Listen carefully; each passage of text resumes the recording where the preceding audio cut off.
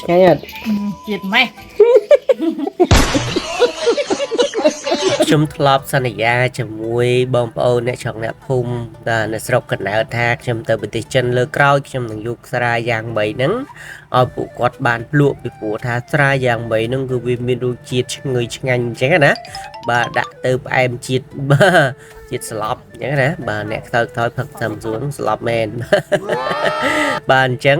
ទៅចិនយើងហ្នឹងក៏ឆ្លៀតវិចខ្ចប់បាទប្រហែលជា1លីត្រ2លីត្រដែរយកមកតាមខ្លួនដើម្បីយកឲ្យពួកគាត់បានភ្លក់រសជាតិស្រាយ៉ាងម៉េចអញ្ចឹងណា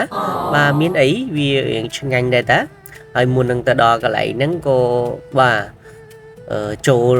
មើលខ្យងអាំងសិនដូចតែអីយើងខានបាទហូបតែខ្យងអាំងហ្នឹងវាក៏រៀងយូរដែរហើយណាមួយពោះខ្ញុំក៏វារៀងរើអញ្ចឹងណាបាទហើយមកដល់ណាយើងមកញ៉ាំនៅខ្សោបាតណាមានបងប្អូនណាខ្លះខ្សលខ្យងអាំងនៅខ្សោបាតជួយ comment នៅខាងក្រោមផងដែរពេលទៅដល់ហ្នឹងណែបាទមួយខ្យង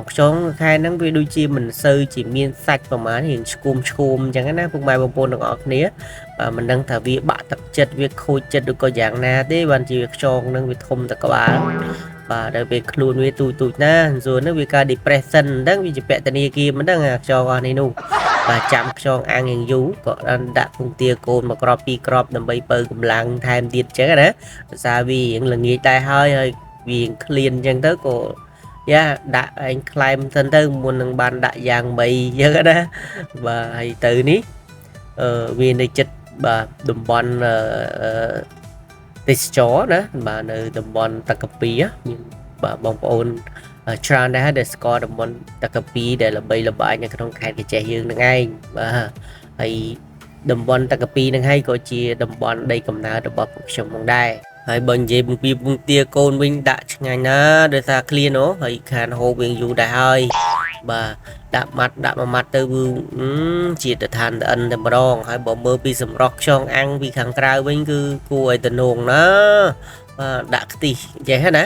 បាទគេមាន2ប្រភេទគេចង់ដាក់អាំងដាក់ខ្ទិះក៏បានដាក់អំបិលម្ទេសក៏បានតែខ្ញុំចូលចិត្តជាងគេគឺអាំងដាក់ខ្ទិះនឹងឯងបាទមានទេនេះបាទមួយចានដាក់2នាក់តែហ្មងកាយញាត់អញ្ចឹងណាប៉ុន្តែវារៀងនេះតិចហើយវារៀងស្វិតតិចហើយខ្យងនេះបាទវាស្គួមហ៎បាទមិនដឹងយ៉ាងណាគ្នាដេកមិនលក់ឬក៏យ៉ាងណាបានវាស្គួមយ៉ាងនេះគេចាក់មកចេញតែក្បាលមកទេអាខ្លួនហ្នឹងទៅបាត់ហើយប៉ុន្តែរសជាតិញ៉ាអាចទទួលយកបានបាទខ្ទិះណែនហ្មងអញ្ចឹង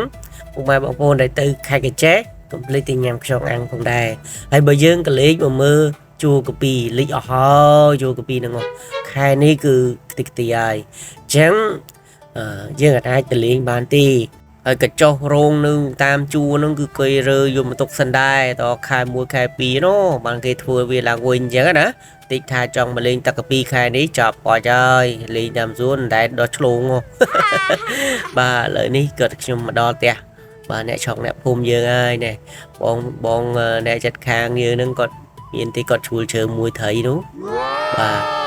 មានណាដាក់ស្រោមឯដោះអស់10កំប្លោកណាដោយសារអីគ្រុនឈាមបាទគ្រុនឈាមឯស៊ីអាត្រីអីញឹកឈាមរបស់គាត់ឆ្ងាញ់ណាបងប្អូន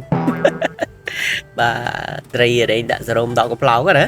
បាទហើយក៏យកឲ្យគាត់ភ្លក់តែគាត់ភ្លក់អត់កើតទេអញ្ចឹងចាំមើលលើក្រោយមានឲ្យប្រពន្ធគាត់ជំនួសវិញហើយមើលខ្ញុំខំវិចយកមកផ្ញើបងប្អូននៅខ្មែរអត់ក៏រសជាតិអានមកស៊ីនក្រៅជួប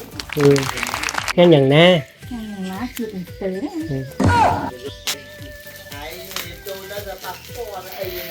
ត់ណែមកបានផឹងអត់ស្រីទេមកបានផឹងឈ្ងុយណាហេខ្ញុំឆ្ងាញ់អត់ជាតិម៉េះជាតិជាតិដែរស្រាប់ថាខ្លា11ដល់យើងយ៉ាលេង